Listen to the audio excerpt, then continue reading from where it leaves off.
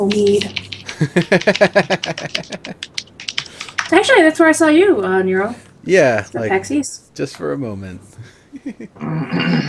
All right. So, hello everybody out there and welcome to today's episode of TheoryForge. We have Oh my god! Yep, that's you on screen. We have a couple awesome folks. We have Morgard and Druid's Fire on, and uh, we were going to have more pictures of diversity in the middle, but I think the view that we've got are going to be just fine. So those are just going to be kind of cycling through during the episode. Um, so I guess let's do a little roundtable-y sort of thing real quick, and I guess everybody just kind of say a little something about your experiences with diversity in MMOs and other sorts of games and just stuff in general. Who's going first? Druid's Fire goes first. Oh, jeez. Okay. Diversity in video games. Uh, I do notice it generally when games choose to elect to have their protagonist invariably be a straight white dude. No offense to Morgard or Nero. Um, but yeah, you kind of note. Nice hat. You kind of notice it when you go to create somebody in a game that's vaguely resembling you, and there's nothing anywhere near you on the map, not even in the same ballpark. So it's just something I kind of notice, and depending on the game, I'll still play it. I mean, hell, I play Legend of Zelda, even though it's not about Zelda. But my enjoyment of the game might be diminished a little bit. Just.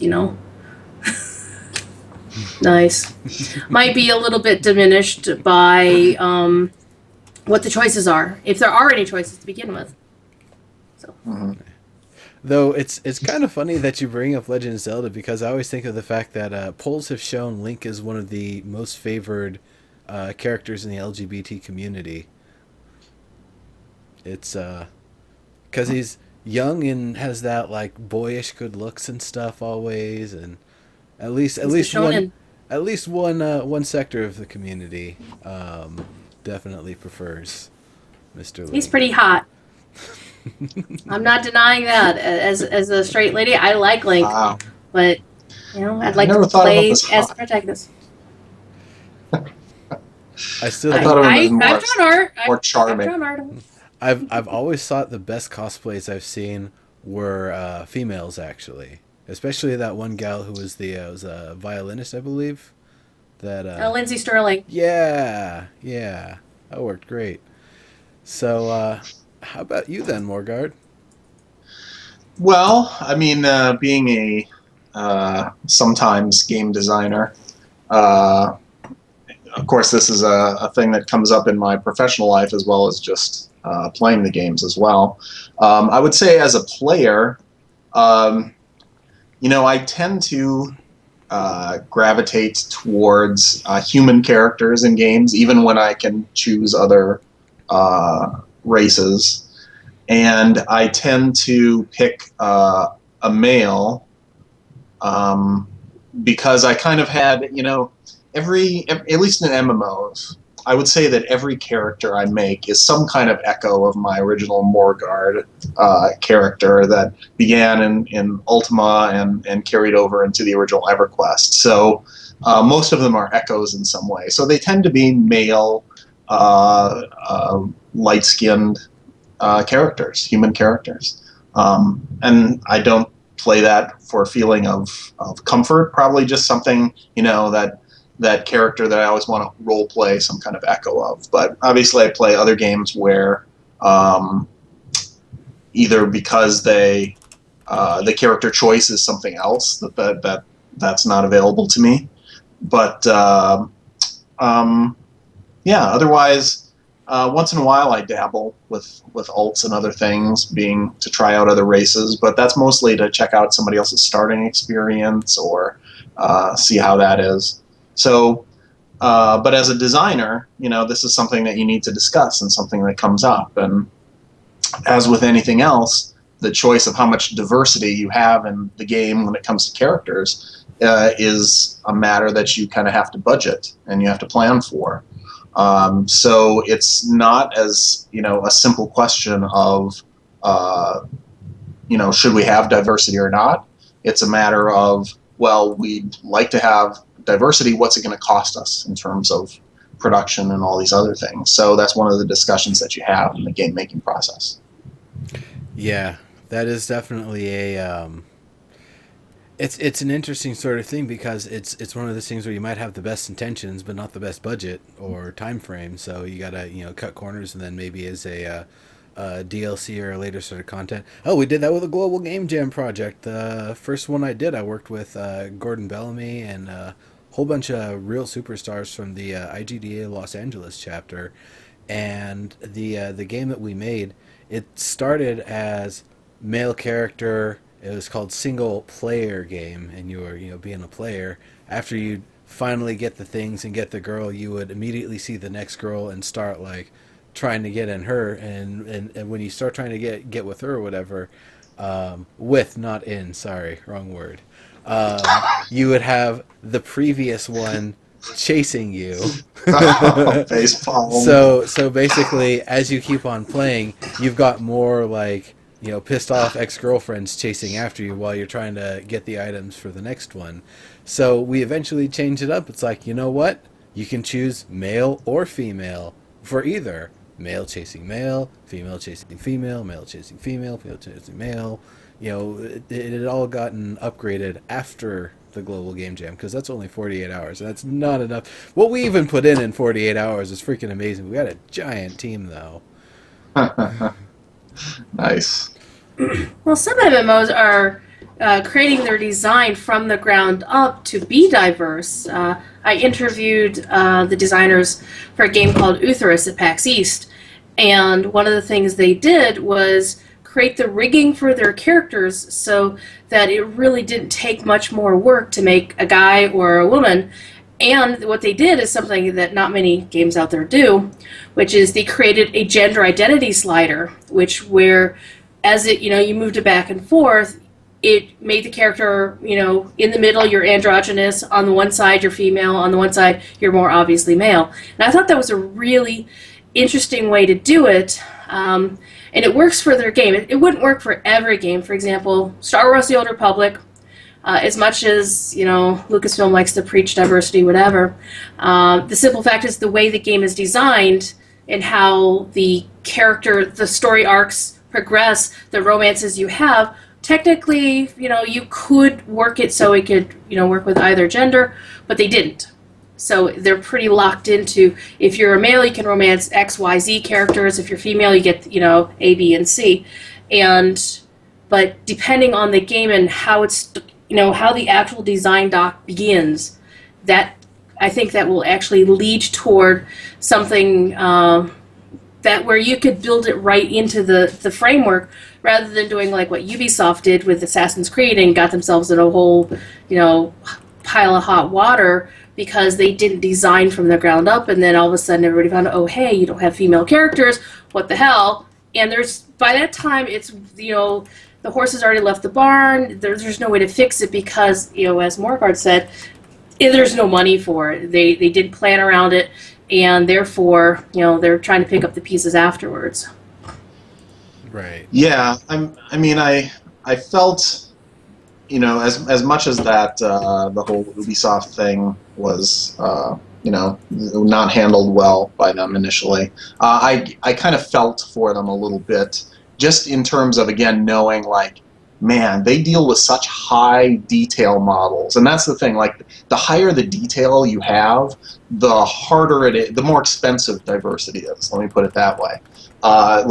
If you look at EQ1, those original models, they had a lot of range to them because they're pretty low fidelity models, and so it was easier to do that. With EQ2, it became a lot more expensive because fidelity went up quite a bit, and so those models became expensive. And on Landmark and EQN, again, the bar raised for that kind of expense. So, and when you look at something like Assassin's Creed, which has all these intricate fighting moves and very detailed animations of where things need to connect in order to sell the gameplay, I could understand why they had made the decision that they did. Not saying it's right or wrong or anything like that, but I can understand with them saying, man, if we had to do two completely different skeletons at this level of detail and get all those moves to translate, that's a non-insignificant amount of work.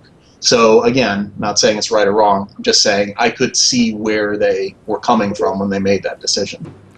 Absolutely. And it's one of those things where I feel like how modular they make the initial design for the character is definitely important.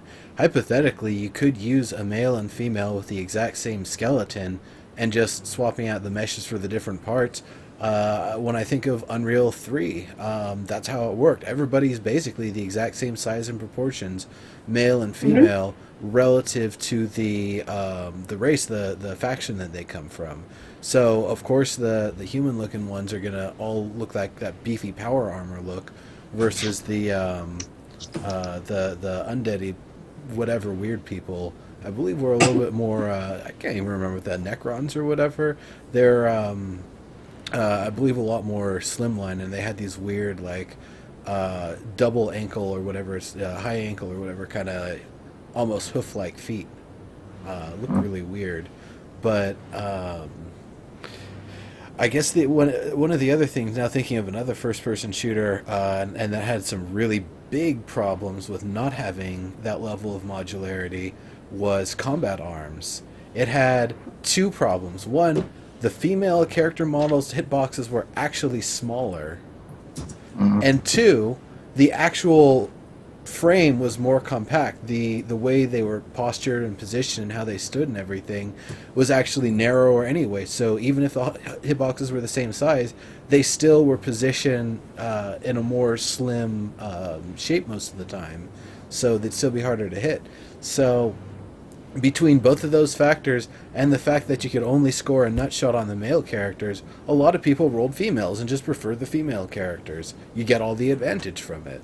So it's one of those weird sort of things, like, sometimes they, I don't know, balance one way or the other rather than having it completely even because of reasons they totally didn't even think about. It's like, okay, male stands this way, female stands this way. That's fine, whatever, move on, until they realize, oh crap, we definitely gave one character a serious advantage.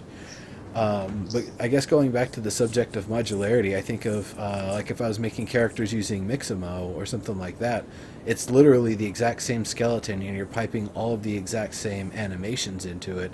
It's just what that skeleton is rigged to is, the real difference. And the auto rigging system actually does get you from point A to point B pretty damn quickly. Yeah, it's actually, to go back to those Uthras folks, that's pretty much what they did. Is they said that all of their characters, including all their monsters, like dragons, were from the same base rigging, and then they just deformed the rigging and then, deformed the mesh around them. So they could basically limit how much, they didn't have to have rigging A, rigging B, rigging C, and then put the textures over them and go from there. So I'm not familiar with all the complexities of how that would work versus, the Assassin's Creed example, but it seemed pretty interesting, like they were trying to find a solution to the problem without bringing on the need for a huge AAA budget, because they're not a AAA game yet. Right, right.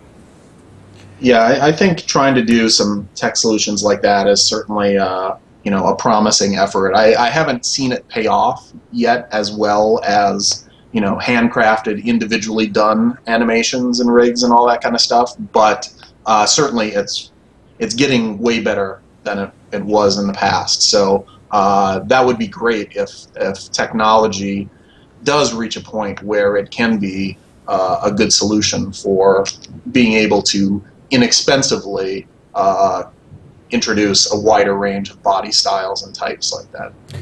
What that would also do is make it a lot easier to get other, I guess, fantasy races, other non-human races involved. And I guess at the same time, more human races, like more human diversity. This is something that we were kind of talking about a bit in the chat room before the show here a little. It was basically, well, the Skype chat, but we were kind of discussing some of the ideas of what kind of inter-race diversity they can be in a game, and how that could matter if I'm playing a tall, dark-skinned character, and I'm in a town with all tiny little pasty white people. They're gonna remember me. They should remember me way more than some random pasty white dude bandit that strolls in town one day. They're just not going to be looked at the same way. It's not something that's not normal in their culture. So the same way, I feel like that level of diversity is something that could actually, and it would be great if it is built into more games going forward and in the future. Something where, yeah, your hair color, your hairstyle, your fashion style, your facial composition even, could be something that actually, not only matters, but it becomes a major gameplay element, especially if you're, during the game's story or some event instigated by another player, you're framed for some action, and then you have to kind of hide yourself. Well, if you look a very specific way, and you actually take the time to try to obfuscate your appearance as much as possible, some people might still remember you. They might still remember your voice. They might still remember how you walk, your stride, but you might be able to get away from most people without them really noticing. Which if it's one of those things where you have to like go in and investigate the things for yourself to really know the answers, it would definitely be important to have those as a feature. So I really think that would be nice to add to it. No, Cody. More like just more like interpersonal sort of things, not Cody. just general like in an area sort of things.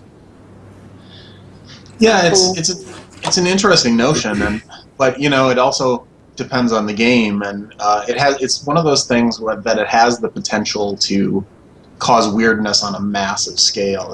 Like one of the things when you're designing MMOs in particular is that you need to think about, okay, this is a really cool notion of what happens when there's one player in an area and this is happening. What happens when there's 100 players in an area and this is happening? And as you know, in video games, typically we like to play not the typical citizen of the world, right? Like, we want to be the Dritz guy who's like different than everybody else or has something unique about them. And so you end up with this world full of people that are role-playing these offbeat things, or not even role-playing, they just wanted to look cool and look different. And so, whereas it used to be this really rare thing to see a dark elf in Freeport, for example, over time that becomes more and more common as more and more people do that. And then, do you have is the AI sophisticated enough that initially when the first Dark Elf player shows up in Freeport, the citizens are whispering about it and being all cautious, and then some months later when there's more and more of them, now the citizens react like it's no big deal. Like there's a lot of interesting implications to think through in something like that, and it would definitely affect the gameplay of the world. And it's one of those things where, okay, do we go for what the realistic reaction would be, or do we, maintain the fiction of the world and just say, well, it'd be cool, but maybe it's better in the long haul if we don't go quite so deep with some of those things. It's just interesting choices to make. Right. And that actually brings up something really funny. Is I think of like this could be a total cheesy B movie sort of thing, but like aliens that from all over the universe that come down to various comic book and sci-fi conventions and stuff on Earth and other places in the universe, and they blend in with their costumes or whatever because they're somewhat not in costume. That if you actually had a bunch of aliens like that come somewhere else, like they leave the convention center and go somewhere else, they go to a bar, it's not going to be, oh crap, there's a whole bunch of aliens in my bar, I don't know what to do. It's, oh man, we got a whole bunch of cosplayers in here. Hell yeah, some big wallets coming through. So, You just described the Hilton lobby at Anaheim Convention Center the day of BlizzCon. Just saying. Yeah, so if there's any alien races out there that are picking up this broadcast for some reason, if you're going to invade Earth, you should do it either in San Diego when Comic-Con is happening, or a little up north when BlizzCon is happening, or some other comic Star Wars convention. Celebration. You'll just blend in. Like, you can take over and nobody's going to really think about it. So, just a tip for you. I'll just say there's some obscure character from the extended universe that nobody's ever heard of. Totally. The Running of the Hoods. I think when it comes to how the game reacts to you, it's going to depend on how the game was made. Yes. Like EQN, they were talking about emergent AI. God, I hope that's still in. No comment, But to have the NPCs react to you, I like the notion of where the first Dark Elf in Freeport is like, oh my god, what the hell is this? Versus, you've got 20 players come to Freeport, and now it's like, oh, hey, whatever. But games don't really have that ability to do that unless they're a single-player game. If you're going to come with an MMO, everybody's going to want to be a special snowflake, but there's still going to be limitations to how special your snowflake can be. Because just like not everybody is going to be able to go through all the legendary quests to get, the Shadowmourne or whatever in Warcraft, and so you're going to always have some variation, but it's still possible for more than one person to get that. If we could ever get Ronan to shut up in Dalaran, that would be freaking awesome. But in general, in terms of making the ability to, I think one of the biggest things about diversity in gaming is that the players don't necessarily want to be, the same as everybody else. They want their character, a lot of times they want their character to reflect some portion of themselves. And to, bring Diggs and his quest to get African American dwarves in games, I'm all for that. The problem is the notion of at least fantasy games, let's go blame Tolkien the racist for that, because, I love Tolkien, but he's a product of his times. And most of our fantasy realities or games are based on what he thought these races should be, even though many of them, like the dwarves, have, go back to Norse myth from, hundreds and hundreds of years ago, but they were still considered Northern Europeans. So they're going to be pale, pasty, you're going to have your redheads and your blondes and your brown hairs, but you're not going to see, the African American skin tones. You're not going to see, the different facial structures from people from other parts of the country or of the world. Now, as game designers, you can create your character generation to be anything you want. Lord of the Rings Online didn't have to follow that pattern. They pretty much did, but they didn't have to. They could have gotten away with a little bit of that. But it depends on whose intellectual property it is. So for those guys, Lord of the Rings, it's going to be pasty white dudes. For the most part. Though I will give them major props for the fact that you will not find a single metal bikini in that game, or anything even close to showing off cleavage, which I'm so happy about that. Is the way not only can you create a character who has some variation of skin tone, but the armor set you're going to get, the cosmetic gear you're going to get, you're going to be a warrior, or you can look pretty, but you're not going to look like something you could pick up in Vegas. Which there's a place for that. I mean, there's certainly a place for games like that, but it depends on what the intention of the game developers are. If you want to make an exclusionary game, be my guest. I don't care. I'm just not going to buy it. I want a game that I'm going to feel comfortable playing. Mm-hmm. Yeah. I still think they've got Furiona way too sexy. They've done better, years later. It's definitely looking a lot better, but still not like the level of coverage and like being armored and stuff that. Put some clothes on. Yeah. She really. I wish I could comment on that issue, because there's interesting stories there. But, you can tell us I had after best the show. remain silent. Okay, fair enough. I figured that's something that you were definitely involved with, or had to be involved with one way or another. Yeah. Suffice it to say that there was discussion on exactly what the outfit should look like and things of that nature, and that there were compromises that probably didn't leave anyone exactly happy with what they wanted. But it's interesting. What I will say is that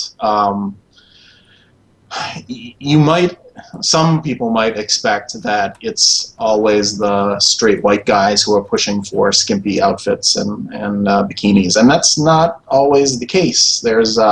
I've worked with a number of female designers or artists who push a lot for the sexier looks for some of the female avatars. So it's interesting. It may not be what some people might expect happens behind the scenes.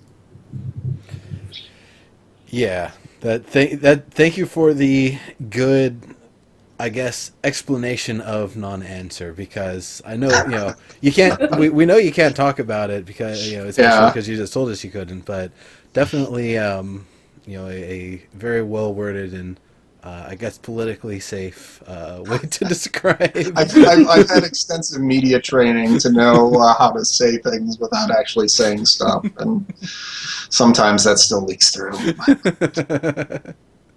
Yeah. Yeah, and I think as Kaisera has said in the chat, it's really not so much about necessarily keep getting away from the metal bikini necessarily, but it's about having options. For example, Wildstar back in the day had what some have referred to as boob gate, because there was enough complaints from the community that they gave all the female avatars a breast reduction and had a big old fight. Like, everybody came out of the woodwork to say they hated it or whatever, or they loved it. There was enough dust thrown up into the wind that eventually they just said, okay, we're gonna make it so you can choose the body option, which was actually good.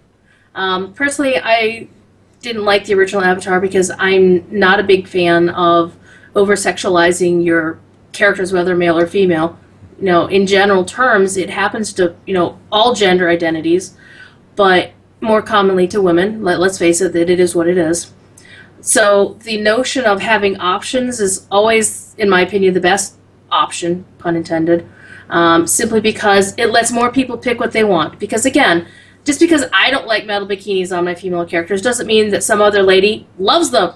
Loves showing off the curves. In fact, for quite some time, my extremely blue Chiss Sith warrior in SWTOR wore the Princess Leia costume, and she looked damn good in it. There you go. I know. Yeah, and the only reason she changed is because she murdered somebody, took her clothes, and that was an awesome story for her to do. There you go. I know that was something that Poro always advocated for, is don't just artificially make it that nobody can be sexy. Let people make sexy characters if they want to, if that's how they want to represent their character. But don't make it the default, and definitely provide a wide variety of options, and definitely having realistic equipment, not having. Oh my goodness! It just came up earlier in some Shroud of the Avatar discussion. Ultima Online had the male plate armor, which is plate armor, and the female plate armor, which is like a couple of cups here, and then like some abdomen protection, and I think the rest of it was just leather straps. Oh, and some shoulders, some metal shoulders, and the rest is just leather straps. And you see a female character wearing, it's like, okay, it's whatever, sexy character, guys made the game. But the best is, because there wasn't any gender restriction on equipment, the male character wearing the female plate, that was great. Especially that's going perfectly, through all the emotes. Yeah. I love it if they would allow the Slave Leia style costumes in SWTOR to be worn by the guys. I have no problem with that. And they unfortunately do have them restricted. But one thing I dislike about certain games is when you have the same piece of armor, right? The same item. You put it on a male character, the character is fully clothed. You put it on a female character, and there's all kinds of skin showing. Yeah. And there's no reason for that. Make two separate sets of armor so anybody can show as much skin as they want. And yeah, it is more work, but I believe the default should be, if this piece of armor looks one way on one gender, it should look the same on every other gender identity you have available in the game. Yeah.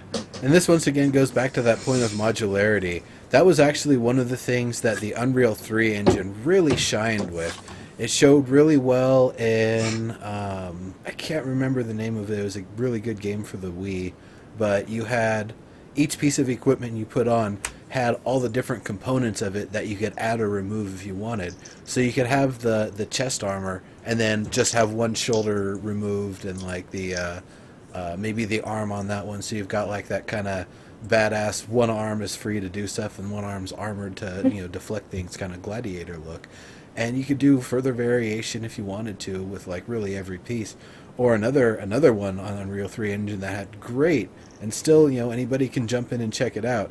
DCUO. I think it's actually got some of my absolute favorite aesthetic variation, and the fact that unlocking the various aesthetics is kind of part of how you skill up in the game. That you get some skill points as you get more of the outfits. I think that's an awesome mechanic. Plus, once you've unlocked it, you can equip your character is based on any aesthetics you've unlocked that you want to equip to the character. So you don't have to have representative gear whatsoever. My character totally didn't look anything like whatever the equipment was that they were wearing, but that was nice because it allowed you to maintain your superhero aesthetic, or villain, villain in my case, and just go with the flow. And it was really every level of modification that you could do had so much variation to it.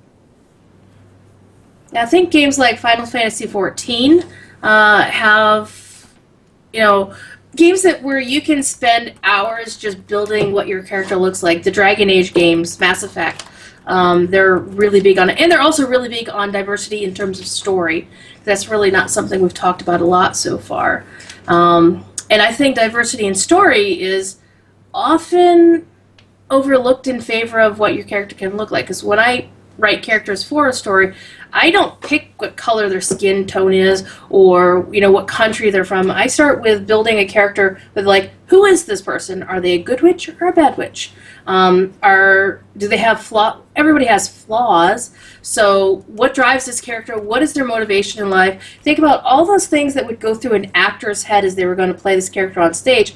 And then once you've done deciding who this character is, you got their core, then you can start adding the labels and putting the costume on, as it were. And then that's where you kind of come across where some people say, oh, you're making this character who just happens to be something diverse, rather than like Dumbledore just happens to be gay, rather than, well, he was gay all along. It just wasn't a point of the story, so it was okay that she didn't mention it until after the fact. She didn't save that to ensure her sales. It's just it was there, but it was just like a normal everyday person. He was a person first. He wasn't a gay wizard. He was a wizard. Yeah. So, and I think that's something a lot of devs don't really have a lot of time to work with, or to otherwise, make a part of how they create their characters. Because when we go into an MMO, the first thing we see is our character select screen. So we start picking what they look like and attaching the labels without really thinking about, well, who are they inside? Are they good? Are they bad? Are they power hungry? You don't even think about where they're from necessarily. At least I don't when I create a character. Apparently I do it backwards because I'm used to creating characters for mushes. It's like, well, you have to create your personality first. Who is this person? Why are they going to be a horrible monster of a person who, kills babies for a living or something? I don't know.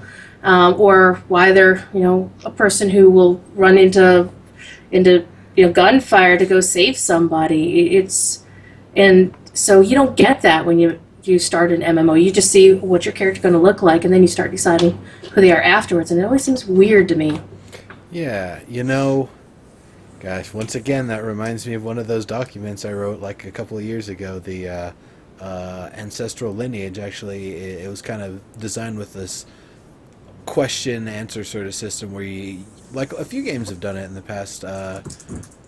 Ogre Battle for Super Nintendo and the first Kingdom Hearts, I remember, both had this, where you start off and you ask a bunch of questions. Now, they weren't necessarily about your character's lineage and background and what they've done in specific instances during different points in their life, but it's that's definitely the sort of thing that I would love to see, is something where you do actually have to answer questions about your character and whether they're arbitrary things or they provide the framework for what the base stats and stuff for your character should look like.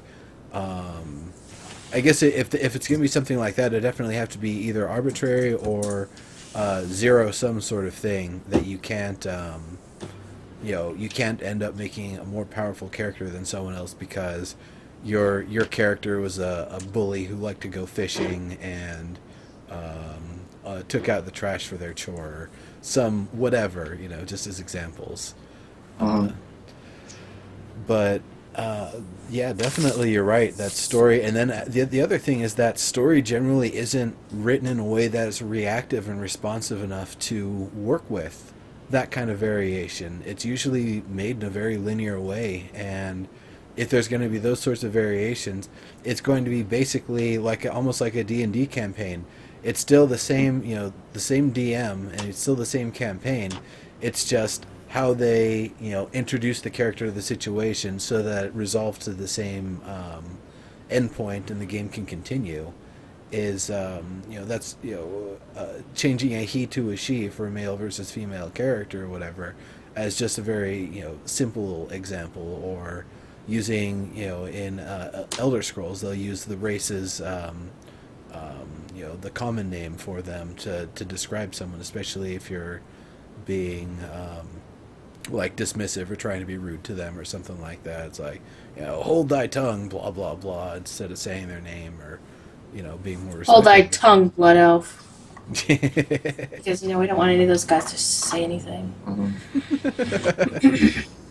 But yeah, I mean, so I guess Steve, I'm going to throw this one over to you. Like in terms of writing the story, does it seem like it would be a lot more difficult to actually be able to anticipate for all these variations in a character and have it play out in a meaningful way that isn't just the same script with variations? Well, yeah, that's it certainly does add complexity when you're talking about a game. You try as much as possible, when making an MMO, for example, to have NPCs in the world react differently. And a lot of times, as a designer, you're pretty limited in the tools that you get to do that because there's so many other systems and things that get planned for the MMO that kind of conversational diversity or acknowledgement of diversity comes in pretty low priority on stuff. So you might get some call-outs that are specific, again, that, you're on EQ2, we had a limited number where if your character was going through Freeport and a dark elf sees you, they might call something out that's kind of nasty, and they would put your race in there, or some some epithet that signifies your race. It might, instead of saying human, they might have had some other kind of meaner word for it or something like that. But ideally, I think a lot of designers would prefer to have a much deeper system of acknowledgments and things like that. I always, I was a fan of the Old Republic too, and playing that, and I loved when my companions would make observations or react to certain characters or races, but it would, it was not done consistently. It would come up once in a while, and again, as a designer, I can see, well, man, that's just really expensive. If they did it all you wouldn't want it to happen all the time anyway, because it would get annoying. But to even have it happen more often and be, unless there's specifically tailored situations for it, it just kind of adds up to a cost over time. So again, I could see why they didn't do it. But to be able to have technical solutions, or being able to come up with something that's more clever as a way to kind of solve that and add that diversity, just to acknowledging characters in the world, would be a powerful thing. The deeper you go with it, the more quest lines that involve that, the more major NPCs. Again, it just becomes a budget thing where it keeps adding up, and that's more lines of voiceover. The writing itself is cheap, but the more depth you put on it, the more expensive it becomes. So it's one of those things that ends up, well, we could prioritize combat, and we can, add spaceships, and we can do all this other stuff, or we can do some of these minutia things, and generally developers make the choice for the things they feel will be much bigger impact. I hope that we can get to a point where there's systemic solutions that, well, now we can just use this, plug in this piece of tech, and that'll help solve some of our problems. And then we don't have to choose between these solutions anymore, because we can just go with, we can still have our fancy spaceships if we want, but we can have this diversity of reaction too. And it'll just be interesting to see how that stuff evolves over time. But right now, we're still stuck with a lot of those hard choices. Yeah, it's funny that you mentioned the Old Republic, because I had those very conversations with some of their developers over time, as I was commenting at a late stage Jedi Knight romance arc. It's like, this makes no sense to do this with this character. Why are you doing this with Doc? You guys are already married. What's going on here? It's because game mechanics had changed since the story was written. So I got a very interesting comment from former lead writer Hall Hood about that. How, yeah, you weren't supposed to have already married your companion by that time. It was supposed to, we were supposed to already still be working on that romance, but they had changed the out-of-character mechanic of, how you could use those affection things to increase the affection and actually bypass where the original intention was. But also, you mentioned voiceovers is one of the, I actually wound up writing an article about this once, where all the voice actors for Star Wars: The Old Republic, at least for the ones for the PCs, are, if you're going to play a female trooper, it doesn't matter what race you are, you're going to be voiced by Jennifer Hale, which she's pretty damn badass. But I would argue that Jennifer Hale's voice as, say, a Cathar would not be anywhere near the same as Jennifer Hale's voice, what performance she would put in as a human or as a Zabrak or any of the other races you have available in the game, or to Gruta when they put them in here in the near future.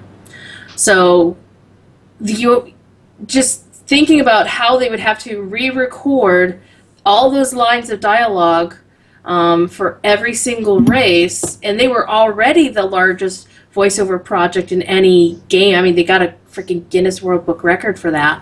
And the pricing, their budget, from my understanding, was not actually spent on the voice actors, which is quite surprising if you've seen the list of credits of how many they hired for the game.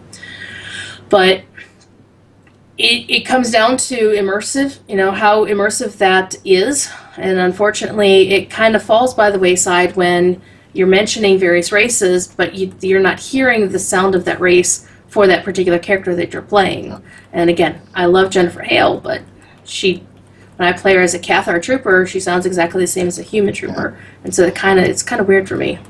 Well, it's interesting that you bring that up, because I can remember when the Old Republic was in development, and I was at 38 Studios still, and those articles started coming out about, like, the biggest voiceover budget ever, and the most thing, and we were like, oh, they're crazy, they're insane for doing this, like, because even having worked on EQ2, like, it was a decision late in the process of making EQ2 that a certain someone laid the rule down that said, full voiceover, all the quests, voiceover, we want it, it's going to be a differentiator, it's going to be cool, and there was tremendous, like, this is going to be a huge undertaking. This is going to be a huge expense. It's going to cost us other stuff, but like we had to do it.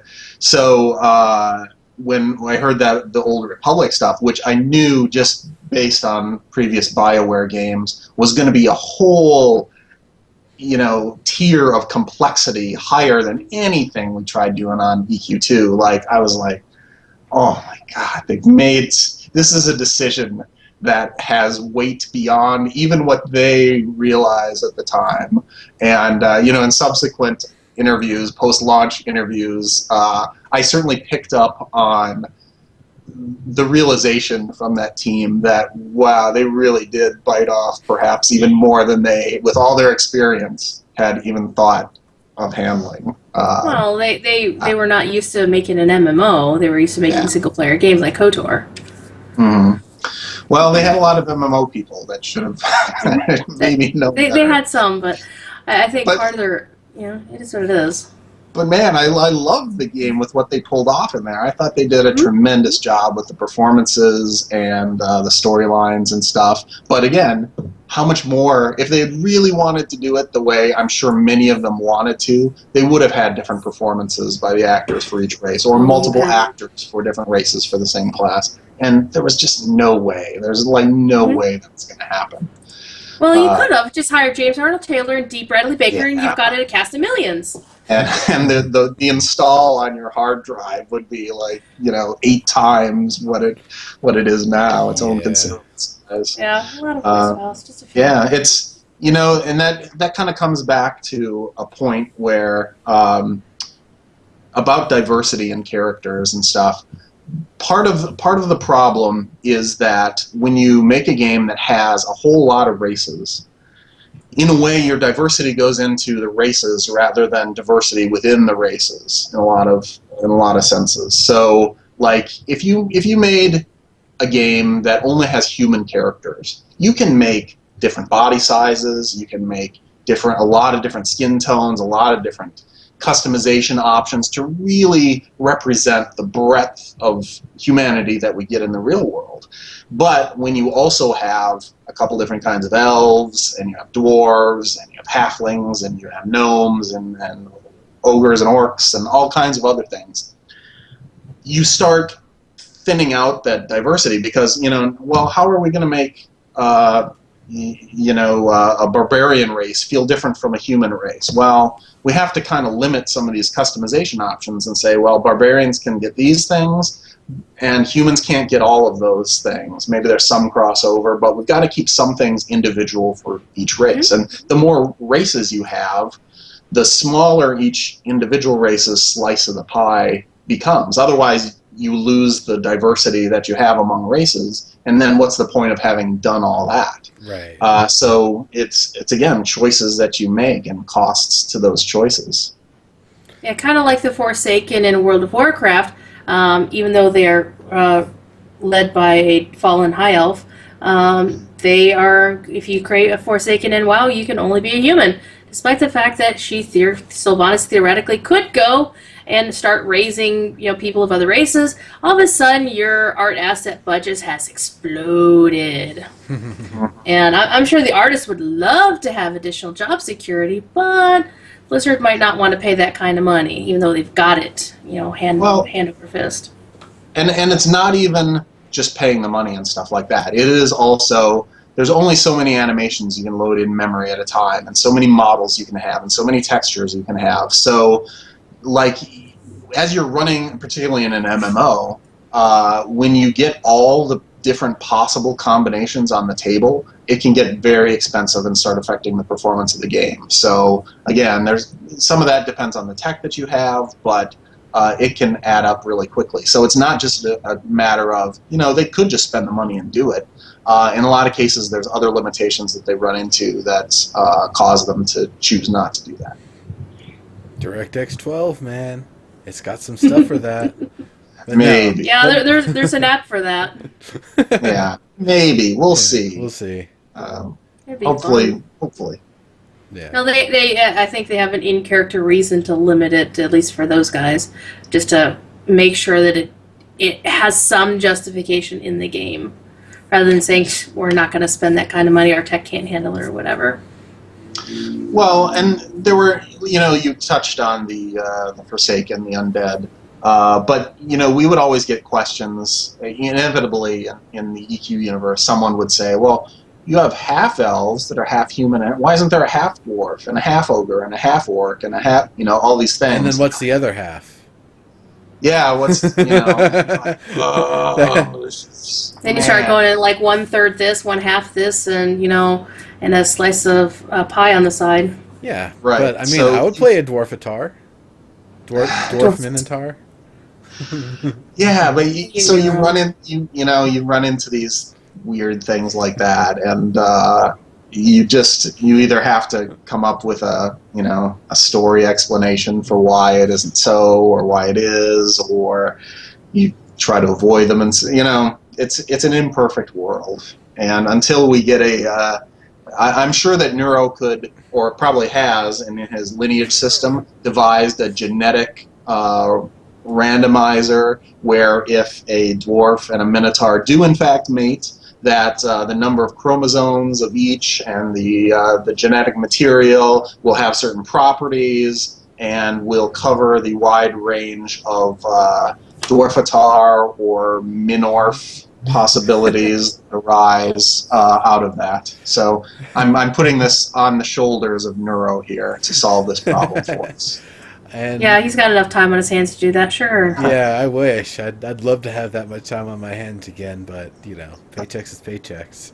I would know. I actually did have ideas for that, but when I got to writing that document, I was like, you know what?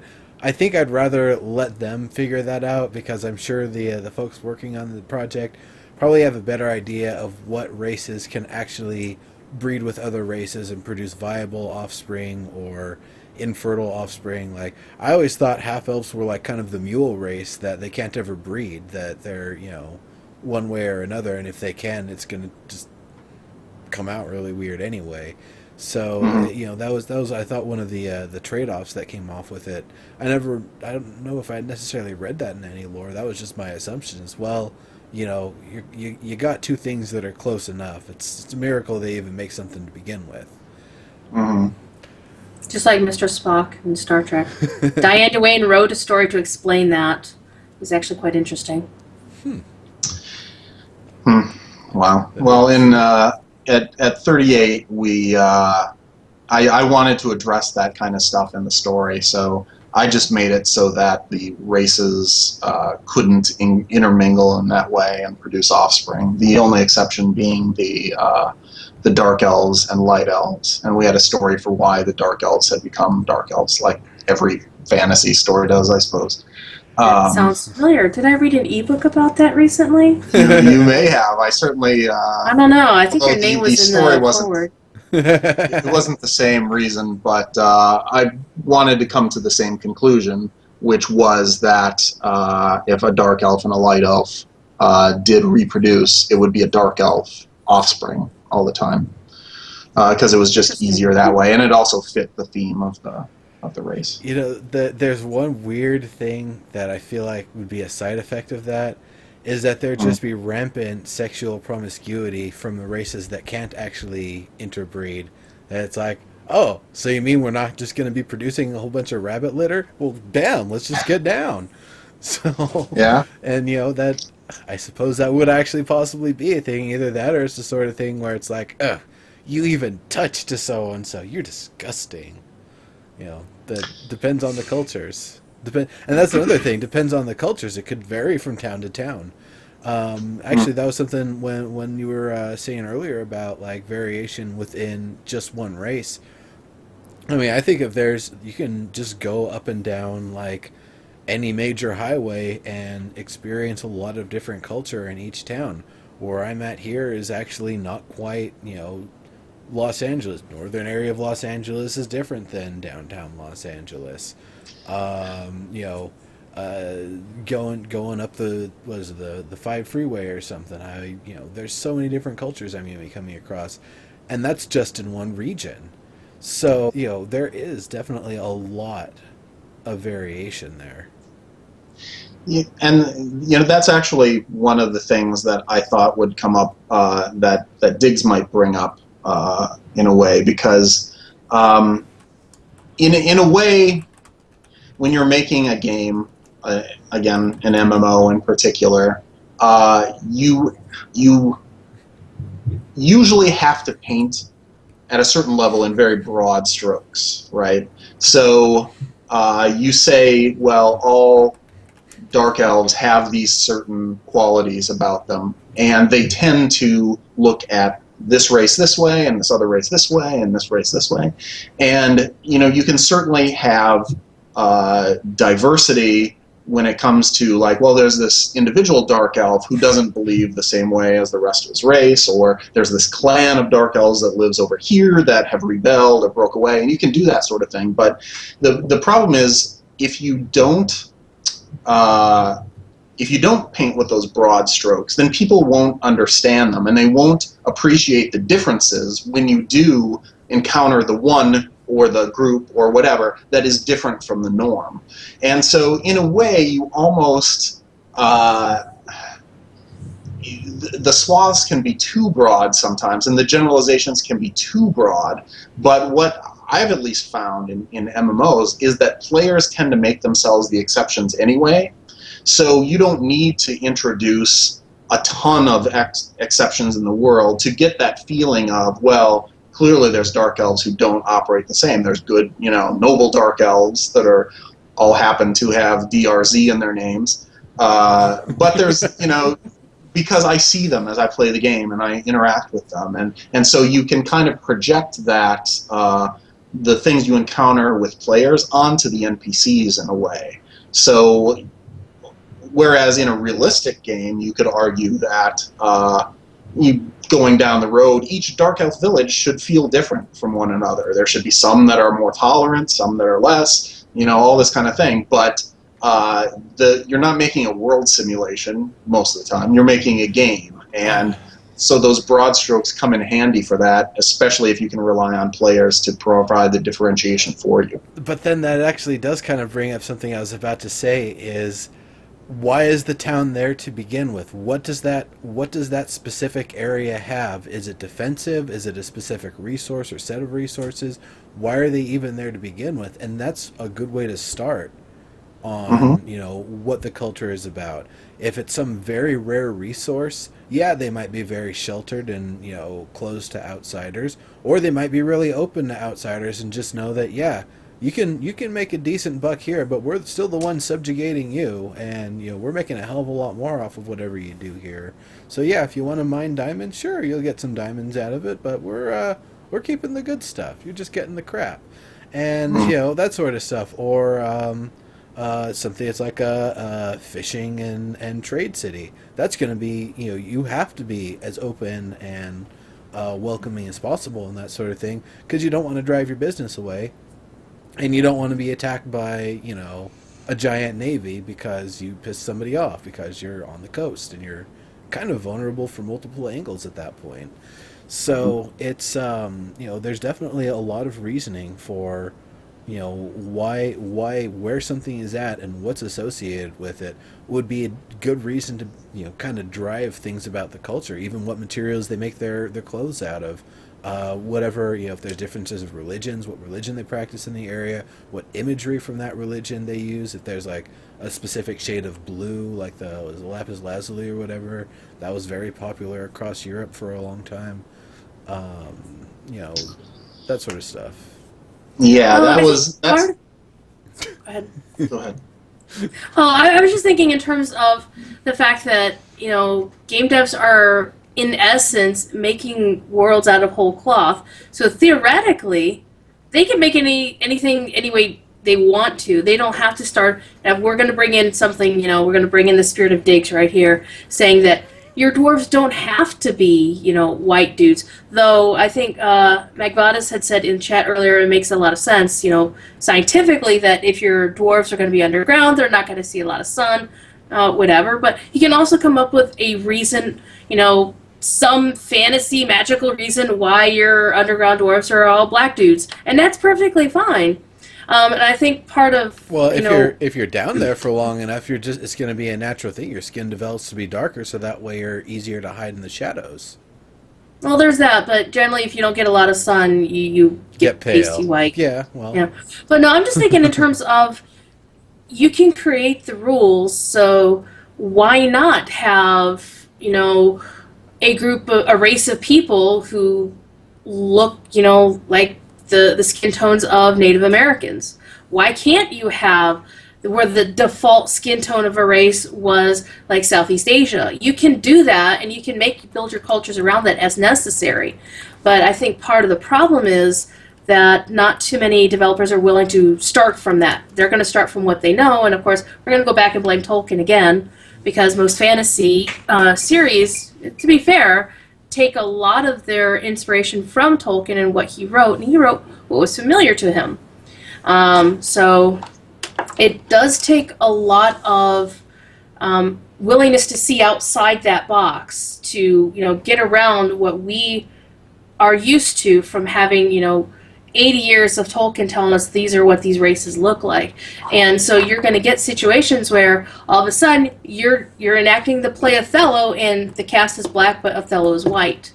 And that's just unusual. It's something that, breaks the mold, but as game developers that's something we have the freedom of doing, whereas in real life it's not that simple. And Right. and then I think a lot of it turns into marketing. Is like, I'm sure Steve knows well how marketing will throw down and say, well, you can't have this in the game because we're not going to make any money doing this.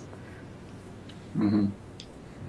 Okay, for the dwarves, I'll settle on this. They use a silver electrifying system to pasteurize their water, but that also releases the electrified silver into their water. So they're all blue, like that one guy that drank the electrified silver as a remedy and literally has blue skin. Yeah, that's the dwarves. They just, They all look like Electro in the last awful Spider-Man Did you just movie. make up Smurfs?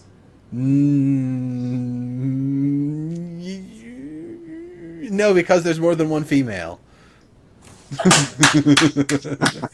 Actually, there's two in Smurfland, but that's another story. Whatever. That was So DLC. So they've got somebody was- who can dual class Smurfette now. Great.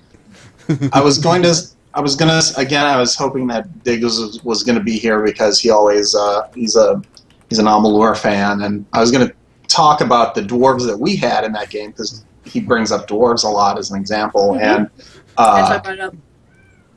so the thing that we were doing with dwarves that was going to be different was our dwarves were pirates. They were seafaring. They weren't, while they could do stone and steel and all that kind of stuff, they were more into raiding and stealing other people's stuff. And they were feared throughout the world because when their ships would show up on the horizon, you knew that you were in trouble. Like they might be there to make a deal with you, but more likely than not, they were going to find a way to take your stuff from you. And so our dwarves were very much they were tattooed, and their beards had, they were pirate dwarves in a way, and they tended to be much darker in skin tone and have have braids and cornrows and stuff. That their hair was a lot different than you would see on the typical Tolkien dwarves and that sort of thing. So I would have contributed an illustration or screenshot of them, but the state of Rhode Island might sue me or something. So just take my word for it that our dwarves were pretty cool. They were badasses. And I wish people had a chance to experience them in a game. So Nero is one of your pirates, but he's got the beard and everything. Well, the Well, fluffy too dragon tall for that. hat kind of hurts the image a little bit, but he's on the right track. Maybe he's a little pasty though. Clearly, he's spends a lot of time away from the sun. Yeah, I do. That's true. You're pointing in the wrong direction. I actually kind of like the idea of dwarves as a seafaring race, being smaller, Mhm. lower center of gravity, more maneuverable. I can see a lot of advantage to that for sure. You can even pack more rows of cannons on the side of the ship. Stack them 3 high instead of 2 high, because you don't Get more need as crew much- on the ship too, because they Yeah. wouldn't take as much space in the bunks in the hold. Well, the downside is that you've got more people you need to feed, and for some reason these dwarves don't sound like they eat any less than humans, so... no, Probably not. probably Oh, not. Let's bring more beer. It's all good. There you go. Though Bring stout. It's a food, right? it is, but I've always felt that shipping fluids by boat is like the lamest thing you can possibly do. It's just like, yes, let's take water across water. Oh, and this other stuff in it. But anyway, it's getting in a completely different direction. So I guess, were there any other subjects that you folks wanted to bring up or talk about that we haven't gotten to? Because we've kind of gotten in through a lot of different stuff here.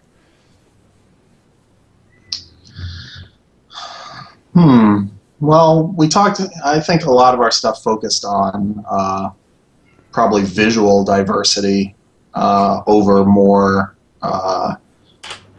diversity of belief or orientation or gender and stuff like that. So we could talk about that a little bit maybe in our time remaining. Yeah, and that's actually a real easy one is beliefs and religions and cults and all of that sort of stuff. That's one of those things that's really easy to have different from town to town to town. It could be, especially if it's a like a polytheistic culture and there's like one god or multiple gods, or one god in particular they prefer, but also have the gods that it is allies with or whatever. You have idols of that around the town too, and then something happens and the gods have a falling out and it's somehow communicated to the humans or whatever race it is, or whoever the peoples are, and it's like, oh, well, fine then, we're going to knock down all the statues of so and so because they're totally not down with us anymore. But having that level of differentiation, maybe it's that there's just different like physical objects. Maybe one place they worship the shoe, maybe another place they worship the, I don't know, the clothing iron or whatever, whatever it is. There could be just some very symbolic thing, and they specialize in it, and it's the thing that that's partially why they're there and what their kind of cultural basis for that area is. That's actually a really easy way to add a lot of diversity without adding a lot of feature, because that could even just be the same script with just a little variation here and there, and you don't it's like 50 different scripts, but you only use maybe 3 per culture. Cat. Sorry, cat. Yeah, it's fine. Loud-mouthed cat. Maybe 3 or 4 for each culture, so that way there's not a lot of crossover. There are some crossover, like you'll hear one line in one place and maybe you won't hear it until you go somewhere halfway across the world and someone else says it again in a different context. But I guess what do you folks think about that as just a way to further infuse? It's almost like an easy way to add more culture to the game. Well, I think when it comes to culture, a lot of games come out with a basic set of stereotypes of how that culture behaves, because it's a simple way of doing things. Let players role play if they want to be anachronistic or be a rebel to the basic stereotype of who their people are. But most of the games that I see, the MMOs I play, your culture is defined by your race more than anything else. One of the more unusual ones is WildStar, where if you're Dominion, your culture is this no matter what your race is, and if you're Exile, your Dominion is this, or your culture is this, and you're basically a parody of Firefly, but that's another story. So in most other games, like you play Lord of the Rings, if you're an elf, your culture is going to be one, it's going to be this one thing. Most of what the players get out of the culture and how their character moves within or outside of that culture is up to them. They got role-playing servers for that. But I think most MMOs just don't have time to worry about that beyond saying, this is what this race is, go and have fun. Yeah, that's true.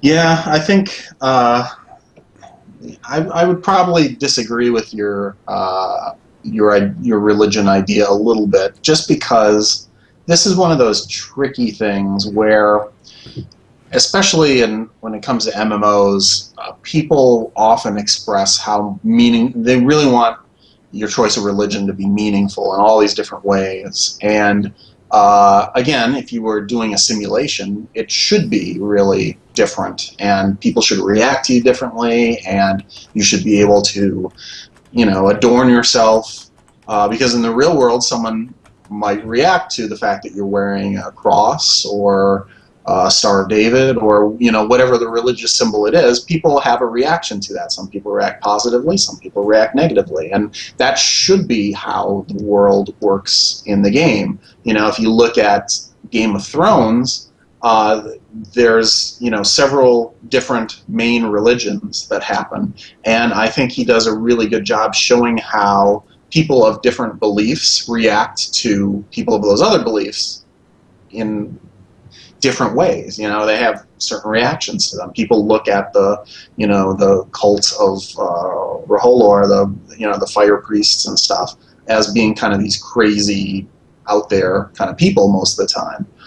People who worship the Seven look at the people who worship the old gods as, kind of throwbacks or kooks, or these are the people from the north. They have those weird beliefs. And so ideally you would have those same kinds of things happen within a virtual world that you're making, where there's a good amount of delineation and reaction, and that the choices you make by not just choosing a deity to follow in character creation, but doing things that are in service of a deity in visible ways in the world, should have a meaningful impact on the way that NPCs in the world react to you. And you should have reputations that rise and fall with some of these groups based on how you've behaved according to their value systems. I think that's one of the ways that if emergent content becomes what it could be, and AI-driven gameplay becomes what it could be,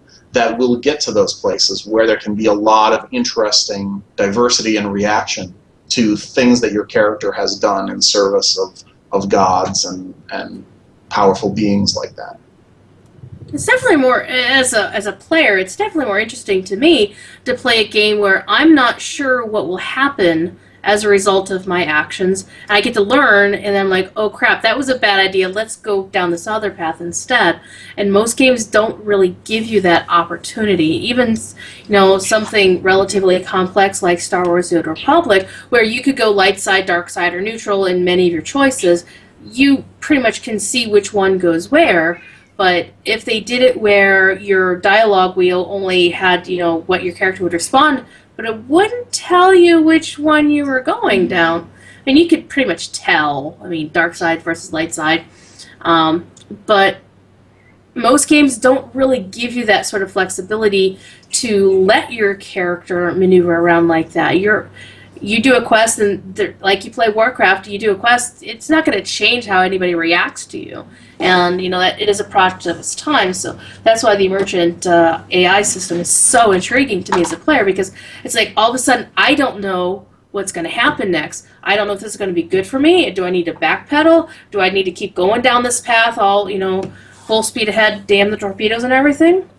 So it'll be more exciting as a player to be able to jump in that sort of environment and see where it takes you, because you don't know the answers to the story. And even choosing the different options on a second or third millionth playthrough, it's going to, Dragon Age Inquisition and Mass Effect really gives you that sort of complexity, but it's a single player game. We're not really seeing that sort of level of commitment on, an MMO scale, because there's just so many choices out there, and the size of your database is going to be, subsequently equally huge. The 100 gig download.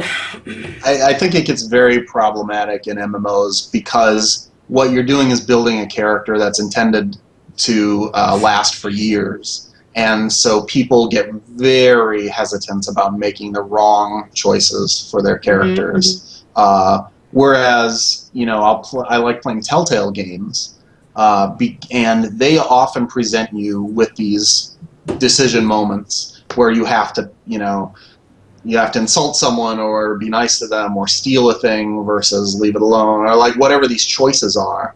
And, you're like, oh, God, I don't know what the thing is, which should I do? And, you pick one and it'll say, so-and-so will remember that. And you're like, son of a bitch. Oh, why did I do that? Oh, did you just swear? Oh, my God. It's interesting because you're going to play this game for some amount of hours, but then you're going to move away from it. And it's not your character that's going to live in a world for years and years. So it's, even if you kind of go, man, you can make it, you can replay the game and make the other choice and see what happens and things like that. But with MMOs, it has this sense of gravity to it, where the choice you make, like, oh, I'm going to have to live with this. And so while in spirit I agree with it'd be nice if they didn't show you which was the light side choice and which was the dark side choice. I think people would lose their minds if they didn't have that clear an indicator for their So they actions. even have Like, two different ways of showing you. One is there's actually a setting that you can make it so it not only shows the colors on your individual choices, but it shows the symbol in the main so it's like, yeah, I really want to know which one is which. So I see that point, but on the other hand, it's kind of like the notion that I want to. MMOs don't give you save points. Like, you can't go back and load your last save point from Dragon Age because you made the wrong choice, and you have to go back and romance this other person instead. You can't do that with an MMO, which is kind of sad, but it is the nature of the beast. Yeah, it is. I mean, I think it's fine though because it's one of those things where in an MMO, it's better to have things in the world actually reactive and responsive. Like if you date a specific NPC and then marry them or whatever, that means nobody else can marry that NPC too. So you've made a decision not only for yourself, but really for everyone else. You've made a serious impact, or maybe it's not a serious impact, but you've done something. Now there's something for me though that's I've always felt a little weird about, and this definitely happened a lot in Mass Effect, is that they'll give you the short description for your reaction. So you give that reaction, and then the long description doesn't say anything close to what that short description actually said. That one always bothers me because, like, no, that's not how I wanted to represent myself. But then the other one is, being given a choice and you only have certain decisions because you aren't actually playing the character, you're playing the developer's interpretation of that character in that situation based on what you've done before. It's, a lot of times my own personal politics end up making my character seem more like a bad guy, yet he's just, okay with the fact that, violence against your oppressors is fine.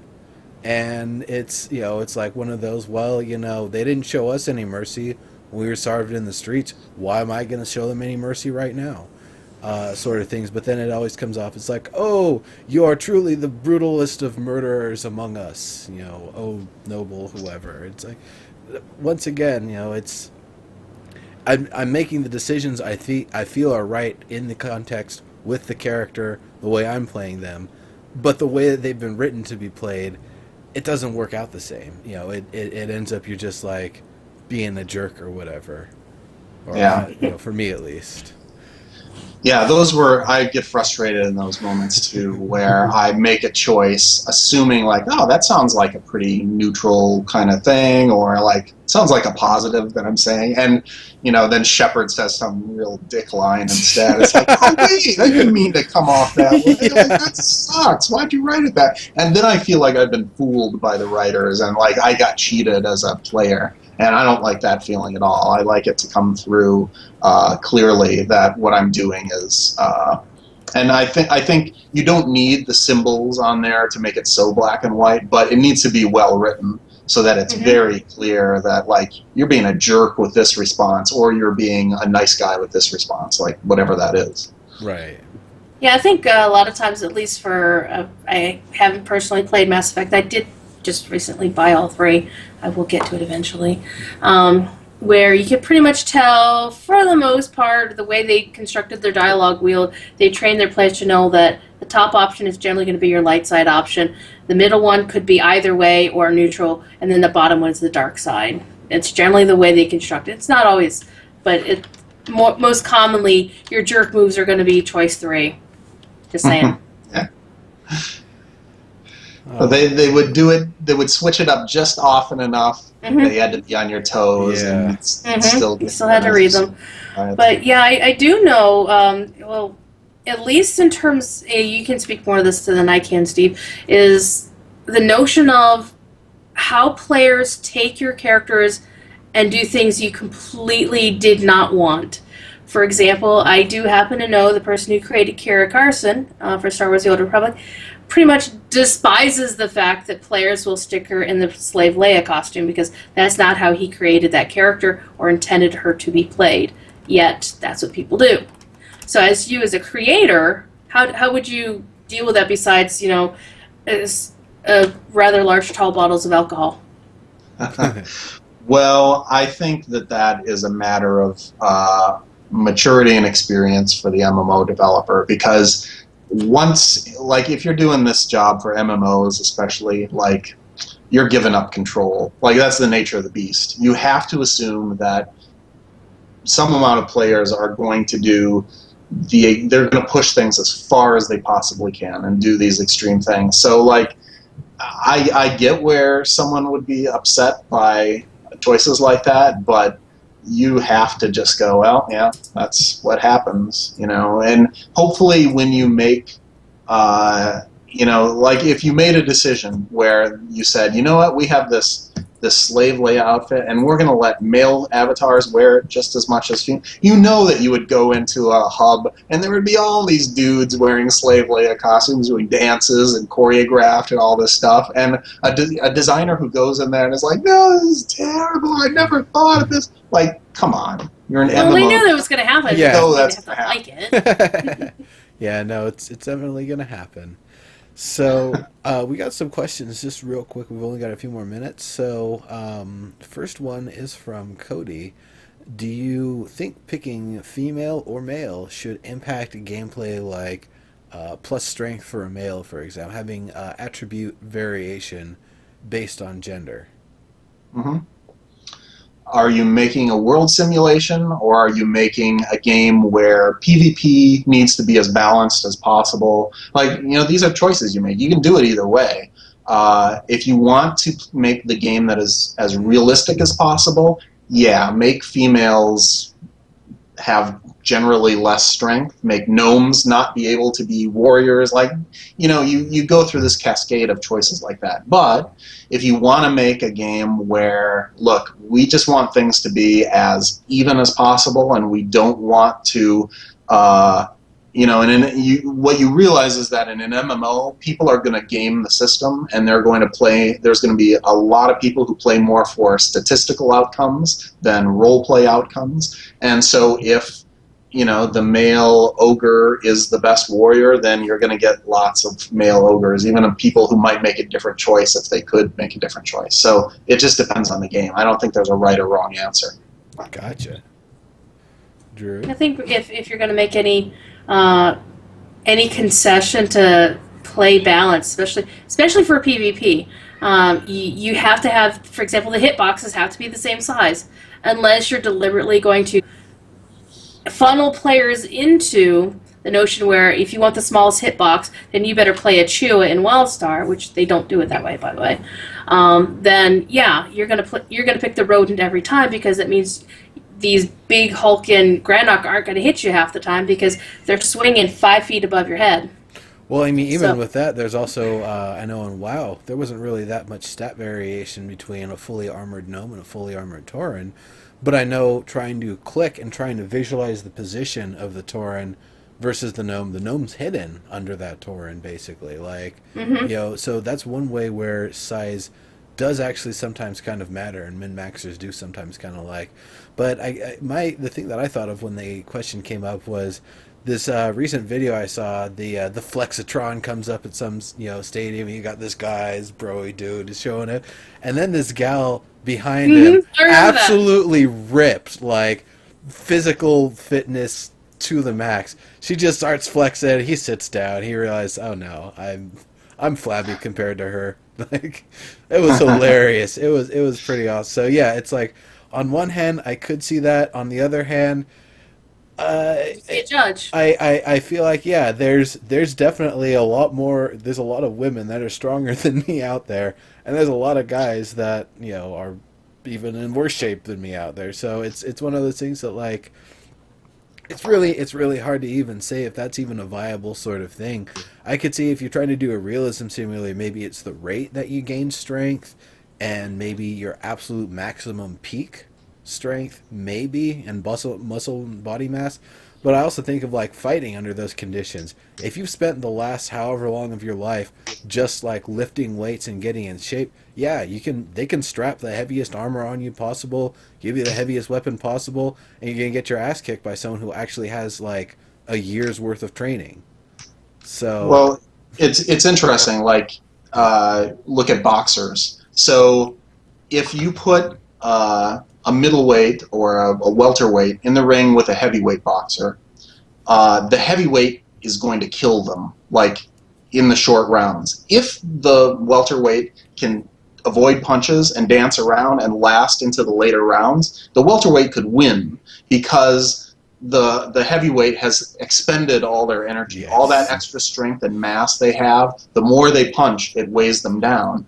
And so, again, to be realistic, you would have to come up with you might want to come up with situations where being the big ogre warrior is great for short-term fights, but they start breaking down after a period of time. So maybe it's better to have a mid-size warrior for longer-term things, or even a small guy for really long kinds of fights, because they'll just be able to sustain the level of output that they have for a longer period of time.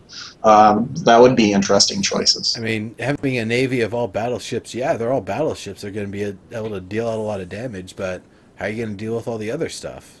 Yeah. Yeah, it's basically the notion of a sprint versus a marathon. The body types you need for either of those kind of races are different, and the training is different. So I don't know too many sprinters who run marathons as a regular basis or vice versa, because it's a completely different discipline. Right. Yeah. And then Cody mentions, he followed up in the chat by saying most players min-max. And I wouldn't categorize it that way. I think that there is a certain percentage of players that min-max, certainly the people who are more dedicated and hardcore about how they play. And then there's other people who don't set out to be min-maxers, but they come into a game and say, I kind of like warriors. What race should I play for warriors? And then the min-maxer say, well, you should be this for this reason. Oh, okay. I'll just do that. And they're not. They make the same choice, but for a slightly different reason. They just, most people want to come into a game and just go, hey, what's the best thing? What should I be? When you have this whole matrix of races and classes and genders and stuff, and if they all do something different, it makes those decisions hard, and it's a barrier for the casual player who's like, dude, I just want to have fun in this game. How can I be successful? I want to make a character that's going to be successful. And then there's a min-maxer there to go, be this! And they'll go, okay. And they'll do it. So I think people, a certain amount of, I would say a lot of people min-max almost by accident, or doing it not intending to, but it's just what the prevailing knowledge is. They looked at a website. What's the best build? Okay, just do that. Sometimes it's a hard balance to strike, because especially before more modern aesthetic systems, it was like, I can either look good in this full set of armor, or I can look like some sort of, experimental weird jester sort of thing, but be smashing faces twice as effectively.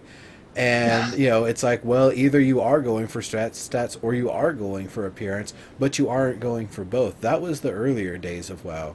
I remember. And now we've got, costume, customization. Now, WoW really needs to get they've got transmogging, but they need to improve that model. But a lot of games are going that direction, SWTOR just put in an outfit designer. They had, dyes and some options, but now they're going in the direction of, to where you have like Rift and Locho have a fully complete different, customization thing where your character can look like one thing, but their stats are something completely different. The actual equipped armor that you don't see is what actually tells you how powerful that character is. And I think that's a good thing to include that. Though it does kind of look weird to be kicking a Balrog's butt while you're wearing a summer dress, but I have done it before. Just saying. Yeah. She looked damn fine in it too. So we are actually at the end of the time. However, if you two are willing to keep on going, we've got a couple more questions we can get through before we wrap up. Let's do a few more minutes. I got to get to dinner pretty soon, but I can do a couple more. Okay. Let's I guess do them a little bit quicker, because we lightning round. Lightning round. Well, there's only two. So another one from Cody was, do you think having different body types to choose from is also a requirement for diversity in the future? Yes. The fact Absolutely. that was one of Flatus had a big old thing about that for Landmark, is I want to play a fat character. I want to have, that heroic movement with this big tubby guy that's, flipping end over end like a ball. That's it. And I agree. That's definitely important to have that level of variation. If it's our character and our representation in the world, give us those choices. Or, there's a lot of people playing body type 4 characters in SWTOR. I'm just saying. I'm not one of them, but, Yeah, I'm not as vehement about it. I think the ability to make the choice is nice, but I think if it comes at the expense of other things, it's okay to do without it. I guess for me, the best is actually kind of a variable sort of thing with that, like GTA San Andreas, where you could eat poor food and your character gets fat, or you can eat healthy and they'll get real thin or get real emaciated if you don't eat enough. Yeah. So, I mean, actually having it as a gameplay element is kind of cool, but then we're talking about a lot of body variation types from character model to character model, and I can see how that would be kind of tough to deal with. The character, it was just one character in that game. You weren't like, you didn't have a lot of variation there. Yeah. Again, if you say you make dwarves that are generally like their normal body type is more rotund, then having them gain weight as a result of eating bad food. Fear. Again, how much range do you have there? How much can you play with? It just introduces all these questions. So, yeah, They become even more horizontally oriented. it They're like does. hobbits. Yes. Again, you tend to want to carve out a certain amount of individuality for some of these different races to make them feel distinct from one another. And the more variety you put in all the races, the less slice of diversity you have for each one. So it's a trade-off. I just checked in chat there. It's pretty funny. Yeah, absolutely. So I guess the last question here we got from Sailkite. And do you think an MMO could support and sustain an in-world institution of prejudice as a main and meaningful, and not just Horde versus Alliance, center for its narrative as the primary arc through which players progress in the course of the game, in the course of their time in the game? In other words, make criticisms of diversity, such as a trope of the game itself, ideally handled in a more mature and holistic way. Well, that's an interesting That's a big one. idea. Do I think you could do it? I think if that was the crux of your game, you could certainly do that. It kind of makes me think about it gets the wheels cranking in my head. There's some interesting games that could be made with that. I think it's a dangerous thing to do if what you're also trying to do is some mass appeal, combat-oriented game. I think something like that as your main narrative is going to get in the way, or certainly has the potential to. There's a lot of, especially on a massive scale, man. Anytime you enable bigotry or that sort of thing in a game, it's a dangerous, slippery slope, because there's going to be some people who embrace that in ways that you don't want to see. Don't be playing the clan in the game. No. There's it gets very dark very quickly. So I think, were I making a game that wanted to address that, I would try to do it in a narrow way such that notion itself was the core of everything, and it was a single-player game. I wouldn't do it in an MMO, but that's just me. Yeah, good point. Good point. All right, Druids, any other things on that? Otherwise, we're gonna be wrapping up. No, I think the basic notion of deliberately creating an institution of prejudice would be very dangerous to do in a game, because of how passionate gamers are and how much we take of our games and put them into ourselves. I honestly would not want to give fans of bigotry and prejudice they can do that in real life. I don't want them in my games. You can, if you phrase it like, your Horde versus Alliance, yeah, it's pretty bland, but by its own blandness, it dilutes the dangerousness of those sorts of ideas. And we don't want some stupid congressman yelling at us because somebody decided to take a lesson out of a game and turn it into some real-life incident. Not that, to be fair, most of the incidents where video games came up in that conversation had nothing to do with video games, but we don't want to have something like that happen because of a video game. Our industry doesn't need that kind of exposure, as it were. Right, absolutely. That's a good point. I mean, just thinking about it, I would be very surprised if there weren't people who were thinking about making a game like that for psychological testing purposes. If you look back at history, at things like the Stanford Prison Experiment, that Hmm. were psychological tests carried out in real life that required, it required a big facility, it required a large group of people doing this sort of thing. It would be much cheaper and simpler to simulate a lot of that through a video game. And I think you would probably end up with a lot of the same types of results and terrible things that happen.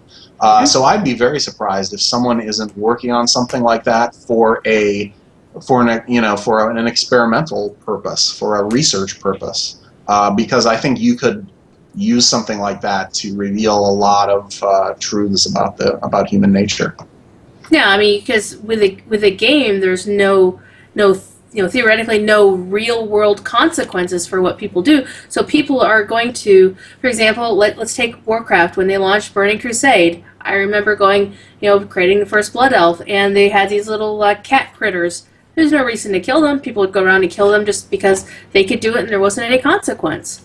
And that sort of thing is very possible to see exactly how people react. I think there are some academic studies going on for those very things, is testing to see how people react.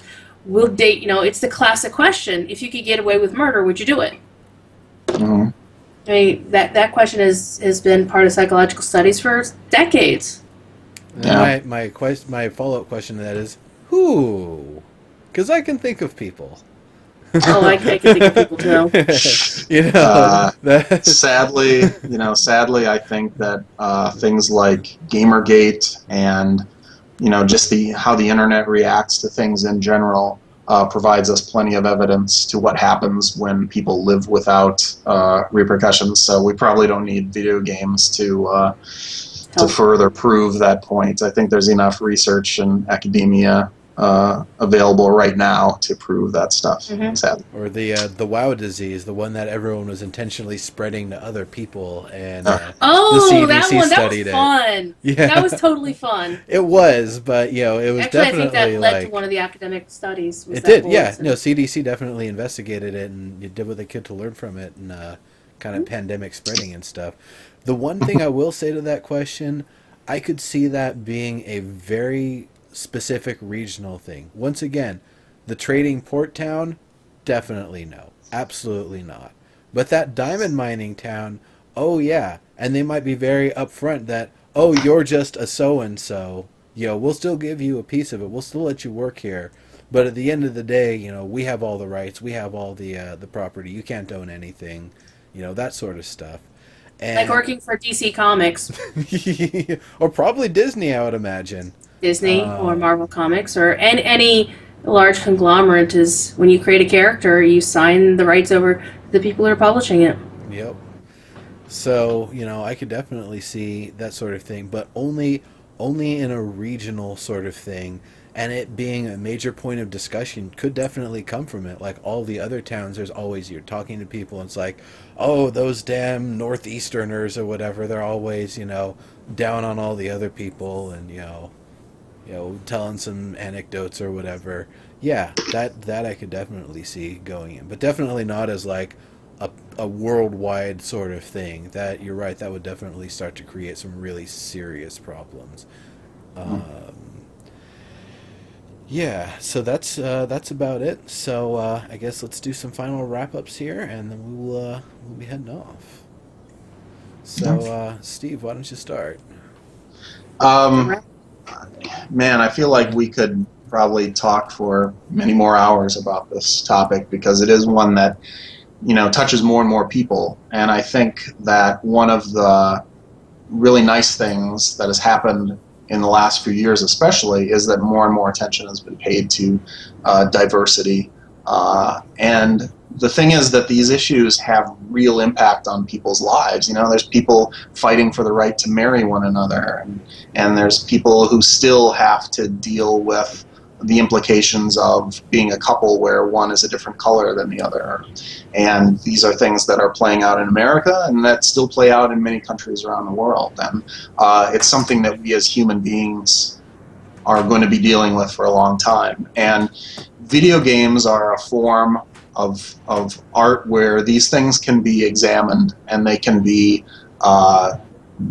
played through, and hopefully in a way that gives people insight and helps them deal with their real world implications by maybe playing them through in games. And I think that we as developers have responsibilities to try and make the world a better place, even if it's just for one gamer at a time. But hopefully we can make games where people who are dealing with some of this stuff, who feel different or ostracized or whatever because of their own differences from others, can find something in games that resonates with them and that empowers them and that can make their life a little bit better. So I hope that's where we are headed towards, and where we can get to eventually.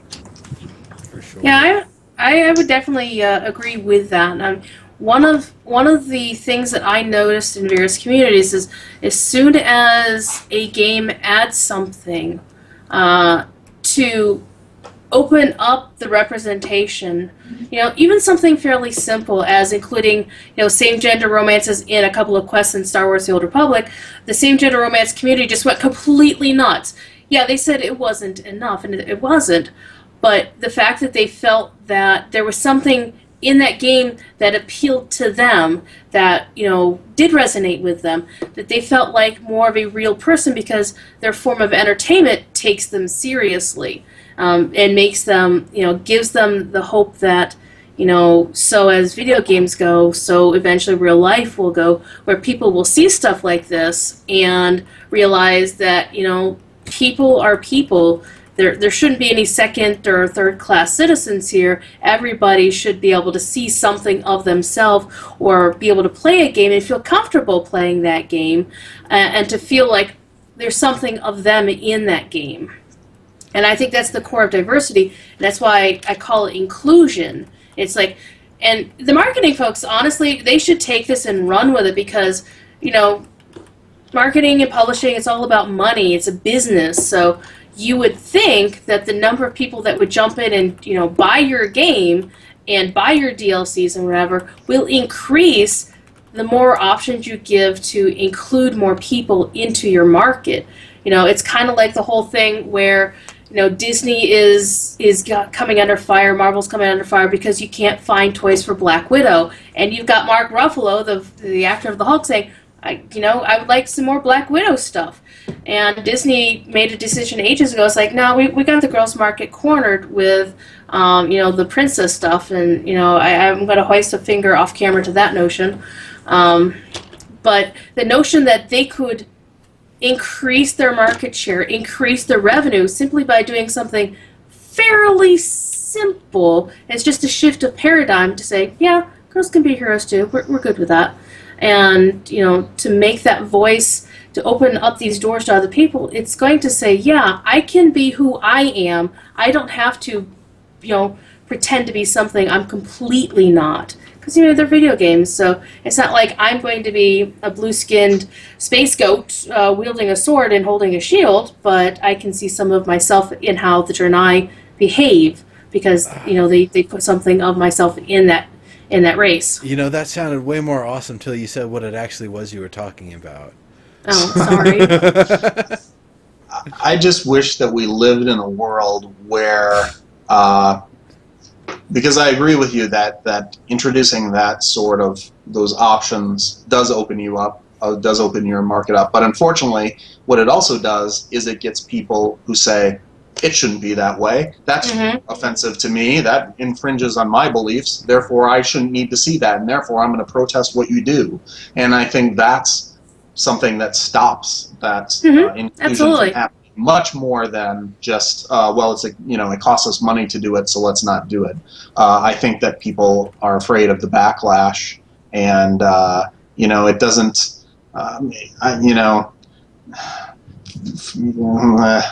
It's easy to look at Facebook feeds and Twitter streams where you see I know people who are otherwise very intelligent and well-spoken and educated, who link to some of the dumbest damn things because they were taught something in a church or a school that makes them feel like they have to stand up and not let somebody make the choice they want to make because it somehow infringes on them. So it's tough, man.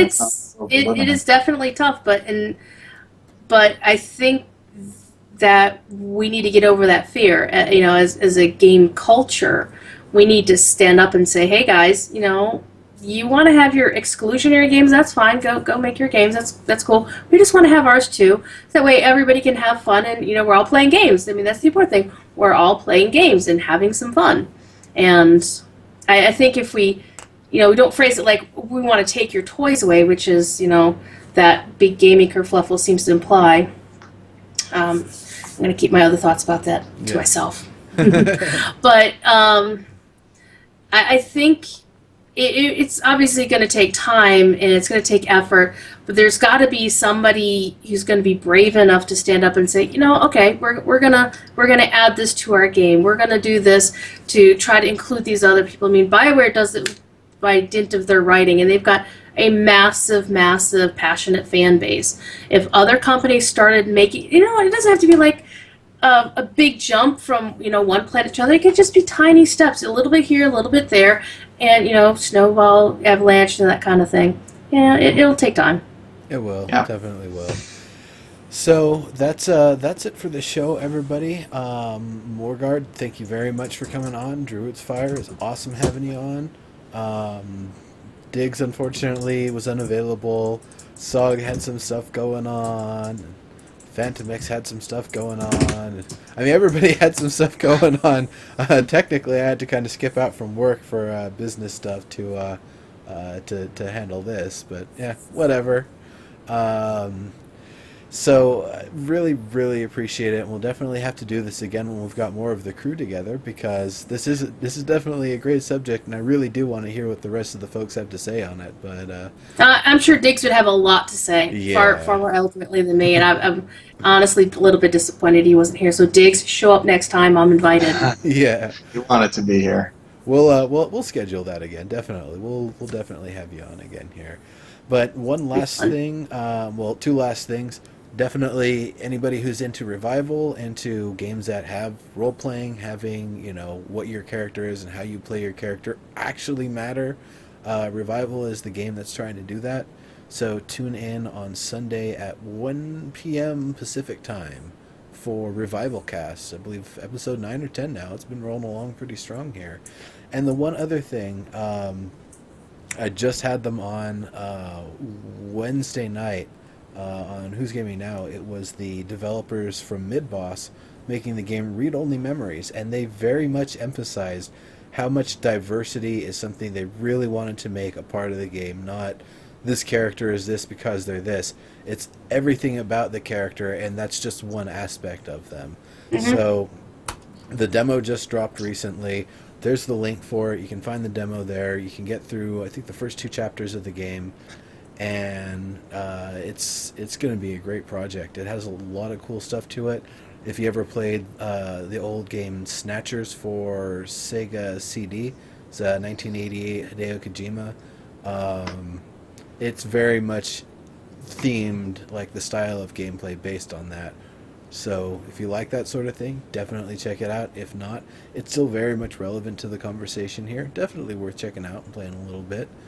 But that's it. I'm going to leave everything on that. Thank you all very much for coming. Morgard, Druid's Fire, thank you very much. We will see you folks all next time. Peace. Thanks, everybody. Go Vikings. Oh, please. You had a Broncos thing there. Vikings!